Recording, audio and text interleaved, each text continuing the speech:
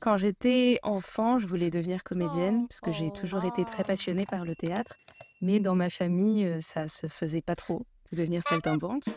Et mon autre grande passion, déjà à l'époque, c'était l'esprit humain. J'essayais de comprendre comment fonctionnaient les gens. Et donc, je me suis dirigée dans mes études plutôt vers l'étude de l'esprit humain, donc vers les sciences cognitives. Mais j'ai jamais vraiment voulu renoncer au théâtre. J'en ai fait en parallèle de mes études tout le temps. J'ai été critique de théâtre après le bac. J'ai toujours été très proche du théâtre. Et je cherchais du coup un moyen de lier mon intérêt pour le théâtre à mon intérêt pour l'esprit humain parce que je voulais pas renoncer au théâtre. Et donc, en fait, j'avais deux options. Soit faire du théâtre sur les sciences cognitives, soit faire des sciences cognitives sur le théâtre. Et je suis plutôt partie vers la seconde option parce qu'elle était beaucoup moins explorée, beaucoup plus rare. Et puis, un été, j'étais au Festival d'Avignon et j'ai découvert l'existence du programme doctoral Sacre, qui est un programme doctoral qui réunit l'ENS et 5 grandes écoles d'art parisiennes.